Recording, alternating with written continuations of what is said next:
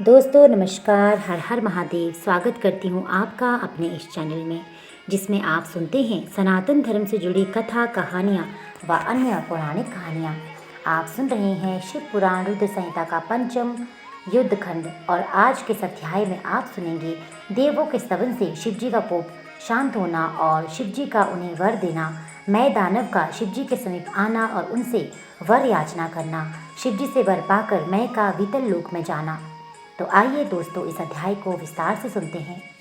व्यास जी ने पूछा, महाबुद्धिमान सनत कुमार जी, आप तो ब्रह्मा के पुत्र हैं और शिव भक्तों में सर्वश्रेष्ठ हैं, अतः आप धन्य हैं। अब ये बतलाइए कि त्रिपुर के दग्ध हो जाने पर संपूर्ण देवताओं ने क्या किया, मैं कहाँ गया और उन त्रिपुराध्यक्षों की क्या गति हुई। ये वृत्तांत शंभू की कथा से संबंध रखने वाला हो तो सब विस्तार पूर्वक मुझे वर्णन कीजिए। सूत जी कहते हैं, मुने व्यास जी का प्रश्न सुनकर सृष्टिकर्ता ब्रह्मा के पुत्र भगवान सनत कुमार शिव जी के युगल चरणों का स्मरण करके बोले। सनत कुमार जी ने कहा, महाबुद्धिमान व्यास जी, जब महेश्वर ने दैत्यों से खचाखच भरे हुए संपूर्ण त्रिपुर को भस्म कर डाला, तब सभी देवताओं को महान आश्चर्य हुआ।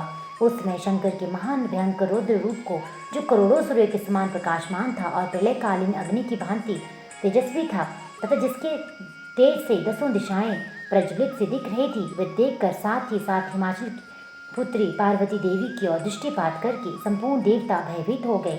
तब मुख्य मुख्य देवता विनम्र होकर सामने खड़े हो गए। उस अवसर पर बड़े बड़े ऋषि और देवताओं की वाहिनी को भयभीत देखकर खड़े ही रह गए, कुछ बोल न सके। वे चारों ओर से शंभू को प्रणाम करने लगे। तत्पश्चात ब्रह्मा भी शिवजी के उस रूप को देखकर भयग्रस्त हो गए। तब उन्होंने डरे हुए विष्णु तथा देवगणों के साथ प्रसन्न मन से सावधानी पूर्वक उन गिरिजा सहित महेश्वर का, जो देवों के भी देव भव तथा हर नाम से प्रसिद्ध, भक्तों के अधीन रहने वाले और त्रिपुर हंता हैं, स्तवन किया। तदनंतर सभी प्रमुख देवताओं ने भगवान शिव की स्तुति की। यूँ स्तुति किए जाने पर लोकों के कल्याणकर्ता शंकर प्रसन्न हो बोले।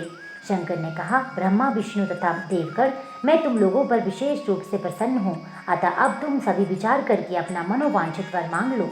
सनत कुमार जी कहते हैं, मुनिश्रेष्ठ, शिव द्वारा कहे हुए वचन को सुनकर सभी देवताओं का मन प्रसन्नता से खिल उठा। फिर वे बोल उठे। देवताओं ने कहा, भगवान देव देश, यदि आप हम पर प्रसन्न हैं और हम देव गणों को अपना दास समझकर वर देना चाहते हैं, तो देव सत्तम, जब जब देवताओं पर दुख की संभावना हो, तब तब आप प्रकट होकर सदा उनके दुखों का निवारण करना। सनत कुमार जी कहते हैं, महर्षि, जब ब्रह्मा विष्णु और देवताओं ने भगवान रुद्र से ऐसी प्रार्थना की, तब वे शांत तथा प्रसन्न होकर एक साथ ही सबसे बोले, अच्छा, सदा ऐसा ही होगा। ऐसा कहकर शंकर जी ने, जो सदा देवों का दुख हरण करने वाले हैं, प्रसन्नता पूर्वक देवों को कुछ अभिष्ट सा, जो कुछ भी अभिष्ट था, वह सारा का सारा उन्हें प्रदान कर दिया। इसी समय मैं दानव, जो शिवजी की कृपा से बल से जलने से बच गया था, शंभू को प्रसन्न देखकर हर्षित मन से वहां आया। उसने विनीत भाव से हाथ जोड़कर प्रेम पूर्वक हर तथा अनन्य देवों को भी प्रणाम किया। फिर वे शिवजी के चरणों में लौट गया। तत्पश्चात दानव श्रेष्ठ मय ने उठकर शिवजी की ओर देखा। उस समय प्रेम के कारण उसका गला भर आया और वह भक्तिपूर्ण चित्त से उनकी स्तुति करने लगा। द्विज श्रेष्ठ मय द्वारा किए गए स्तवन को सुनकर परमेश्वर शिव प्रसन्न हो गए और आदरपूर्वक उनसे बोले। शिव जी ने कहा, दानव श्रेष्ठ मैं तुझ पर प्रसन्न हूँ, अतः तू वर मांग ले। इस समय जो कुछ भी तेरे मन की अभिलाषा होगी, उसे मैं अवश्य पूर्ण करूँगा। सनत कुमार जी कहते हैं, मुने, शंभू के इस मंगलमय वचन को सुनकर दानव श्रेष्ठ मय ने अंजलि बांधकर विनम्र भाव हो उन प्रभु के चरणों में नमस्कार करके कहा। मैं बोला, देवादिदेव महादेव, यदि आप मुझ पर प्रसन्न हैं और मुझे वर पाने का अधिकारी समझते हैं, तो अपनी शाश्वती भक्ति प्रदान कीजिए। परमेश्वर, मैं सदा अपने भक्तों से मित्रता रखूं, दीनों पर सदा मेरा दया भाव बना रहे और अनन्य दुष्ट प्राणों की मैं उपेक्षा करता रहूं। महेश्वर, कभी भी मुझसे आसुर भाव का उदय न हो। हे नाथ, निरंतर आपके शुभ भजन में तल्लीन रहकर निर्भय बना रहूं। सनत कुमार जी कहते हैं, व्यास जी, शंकर को सबके स्वामी तथा भक्त वत्सल है।